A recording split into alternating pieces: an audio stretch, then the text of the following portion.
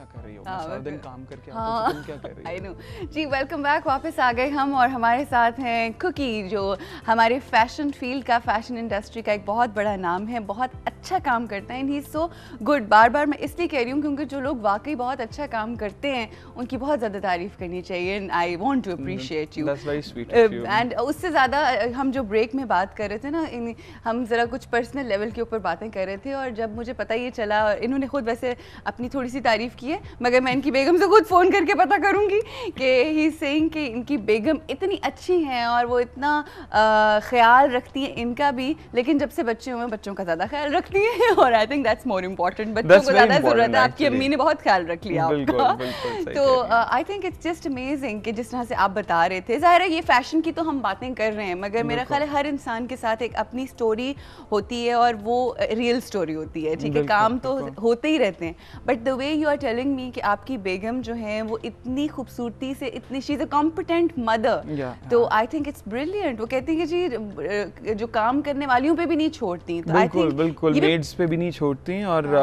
She is taking care of my childrens like बहुत अच्छे तरीके से, यू नो। एक जिस तरह आजकल का थोड़ा सा ट्रेंड है कि मेड्स पे छोड़ के, यू नो, बाहर चले गए डाइन आउट के लिए, मूवी देखने चले गए, but I think it's been a year, साल हो गया है जब से मुस्तफ़ा हुआ है, तो हम लोग उस तरह से बाहर नहीं गए बच्चों को किसी पे छोड़ के। इसमें इन्होंने तारीफ भी कर दी अपनी बेगम की और थोड़ा सा शिकवा भी कर दिया, but I think you should thank her for all what she is doing, because आजकल जितनी ये खवातीन हैं, एक सर्टन क्लास है सो कॉल्ड एलीट क्लास, उसमें बच्चे पैदा तो कर लेती हैं, मगर ये कि उसके बाद फिर आप मेड्स के ऊपर छोड़ देती हैं and they really don't know कि उनका ब्रॉट अप हो कैसे रहा है। सो आई थिंक अगर आप अपनी फील्ड के अंदर काम कर रहे हैं और आप कामयाबी से काम कर रहे हैं और आपको बघर की उस तरह से फिक्र नहीं होती, तो उसके पीछे आपकी वाइफ है। Absolutely right, absolutely right. मैं I'm relaxed, I'm satisfied, तो मैं काम और अच्छे तरीके से कर सकता हूँ because she's taking care of the children very well. तो वो एक माइंड कंफर्टेबल भी हो जाता है और सेटिस्फाई भी हो जाता है कि घर में सब ठीक चल रहा है। That's very important.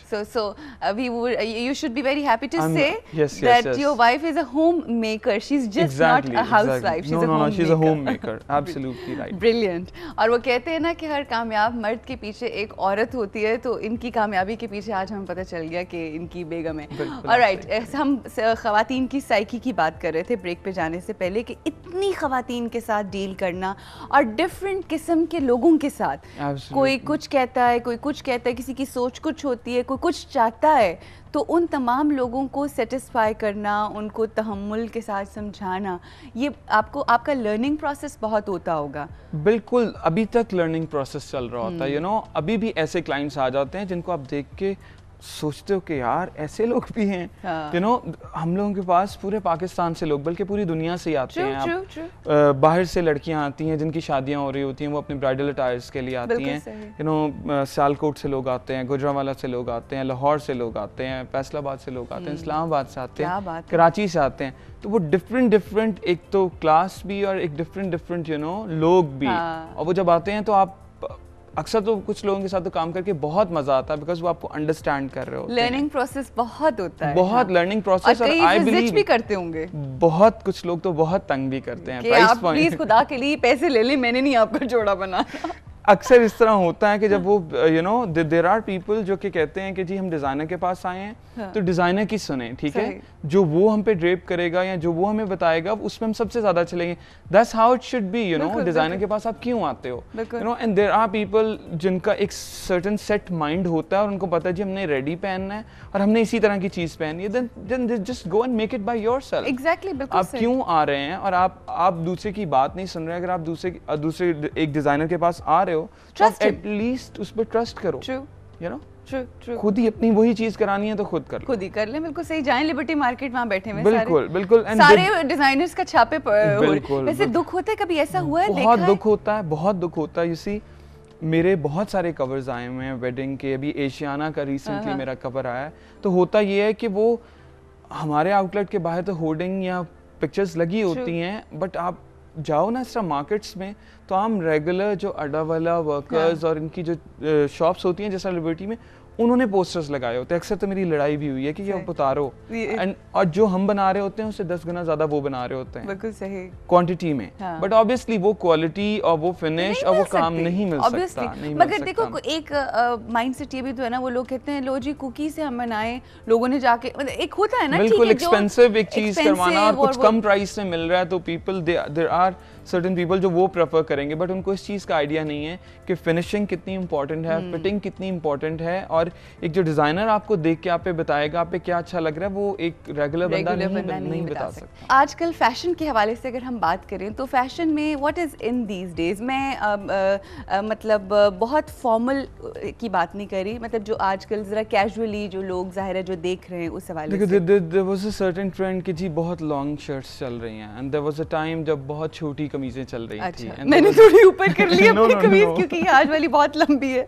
अच्छा और ऐसा भी है कि बहुत ज़्यादा फ्लेयर चल रहा है और बिल्कुल स्ट्रेट शर्ट्स भी चल रही हैं। आजकल का टाइम इस तरह का है कि यू कांट से कि ये चीज़ चल रही है ये चीज़ नहीं चल रही, जो पहन लो वो चल गया, नहीं। अच्छा? ये भी नहीं है, ठीक है। आपको अपनी सबसे पहले अपनी बॉडी टाइप स्टडी करनी चाहिए और उसके बाद देखना चाहिए कि आप पे क्या अच्छा लगेगा, जो आप पे अच्छा लगेगा that's in fashion. Oh, I agree with you. I think कुछ लोग ऐसी चीजें पहन लेते हैं और इतने वो अजीब से लगे होते हैं। मैं आपको बताता हूँ ना, जैसे डब खड़ब्बे आप the right word for this। अगर एक लड़की बहुत मोटी है और आप उसको शॉर्ट शर्ट पहना दें तो वो क्या लगेगी, और वो छोटी भी है तो अगर उसकी हाइट भी उसकी कम है तो।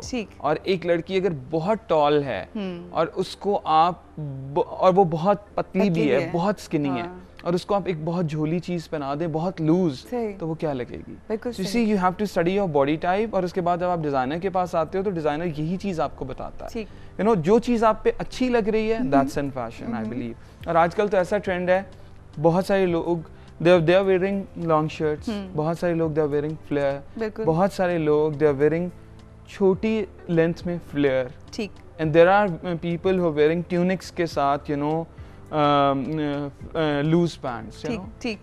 सब कुछ is in fashion, but I think the way how you carry it, और अगर तो वो चीज़ जो आपने पहनी हुई है वो आपको सूट कर रही है, और अगर वो चीज़ आपने पहनी हुई है और वो उसमें आप कंफर्टेबल हैं, कंफर्टेबिलिटी जो है वो आपके चाल ढाल में पता चलती है। बिल्कुल, अगर आप कोई आउटफिट पहनते हो और आप उसमें कंफर्टेबल नहीं हो ना, तो आपकी बॉडी लैंग्वेज ही ठीक नहीं रहेगी, बॉडी लैंग्वेज अजीब लोग आपको देखते साथ बता देंगे कि यार आपने क्या पहना हुआ, आप क्यों इतने अनकंफर्टेबल हो। यू नो, कंफर्टेबल होना बहुत इंपॉर्टेंट है। कंफर्टेबल वही फिटिंग के साथ ही कंफर्टेबिलिटी आती है ना, फिनिशिंग और फिटिंग के साथ। अच्छा, मैंने ये भी सुना है कि जो डिजाइनर्स होते हैं, और मैंने एक्सपीरियंस भी किया है जब मैंने कुछ लोगों से कुछ अपने कपड़े बनवाए, कि वो आपके साइज को देखते हुए, आपकी बॉडी को देखते हुए, टाइप को देखते हुए कुछ ऐसे ट्रिक्स करते हैं या कुछ ऐसी चीजें या कट्स करते हैं कि आप अगर मोटे हो तो पतले लगना शुरू हो जाते हो, अगर आप छोटे हो तो जरा लंबे लगना, बहुत लंबी हाइट है तो उसमें आप बैलेंस बहुत लंबी हाइट है तो आपको मोनोटनी ब्रेक करना होता है, you can add like 2 colours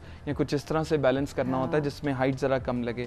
छोटी हाइट है तो आप कोई ऐसा कलर पहनाओ, मोटे भी और छोटी हाइट भी है तो कोई ऐसा डार्क कलर पहनाओ आप जो कि आपको थोड़ा सा पतला दिखाए। यू नो, फिर फिटिंग बहुत इंपॉर्टेंट होती है कि आप क्या कट दे रहे हो किसी को जिसमें उसकी जो वेस्ट लाइन है वो ज्यादा एसेंचुएट हो, ज्यादा नजर आए, यू नो, जिससे आप थोड़े से लंबे लगो और थोड़े पतले लगो।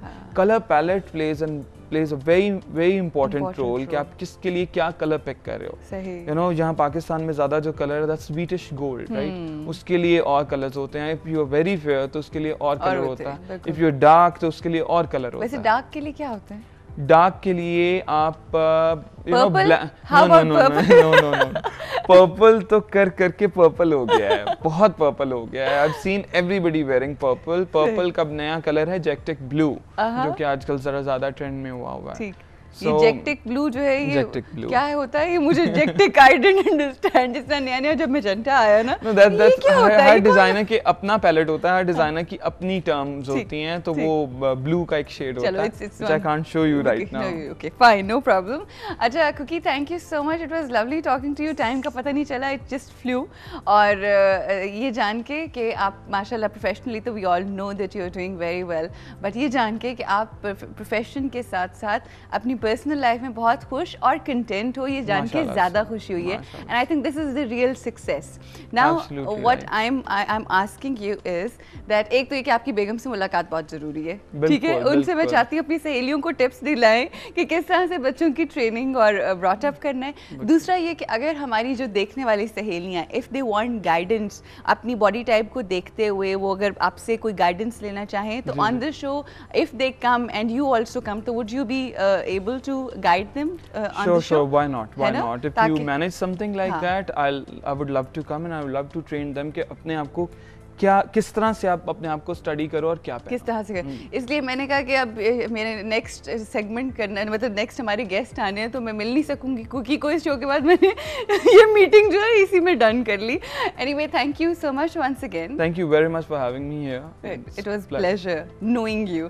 ऑलराइट, यहाँ पे रुकेंगे ब्रेक के लिए। ब्रेक के बाद जब वापस आएंगे आपको याद होगा कि मैंने आपसे कहा था कि दो बहुत ही यंग एंड वेरी टैलेंटेड हमारे जो दो नौजवान हैं वो यहाँ पर आएंगे, उनसे गुफ्तगू होगी। एक ज़बरदस्त किस्म की मूवी इन्होंने बनाई है विद एन अमेजिंग कॉन्सेप्ट, उस हवाले से बात होगी। और हमें और आपको मिलकर अपनी फ़िल्म इंडस्ट्री को रिवाइव करना है, अपनी फ़िल्म इंडस्ट्री को ऊपर लेकर जाना है। और हम चाहते हैं कि ये इंडस्ट्री स्ट्राइव करे और जो इन यंगस्टर्स ने एक नए कॉन्सेप्ट के साथ मिल के और बहुत ही ज़बरदस्त किस्म की फ़िल्म बनाई है उसको प्रमोट करना है हमने मिल के। उस हवाले से बात होगी और जानेंगे कि उस मूवी में है क्या क्या और किस तरह से वो डिफरेंट है बाकी तमाम मूवीज़ से। ये तमाम चीज़ों के ऊपर बात होगी। यहाँ पे हमें रुकना है ब्रेक के लिए और आपसे मुलाकात होगी ब्रेक के बाद।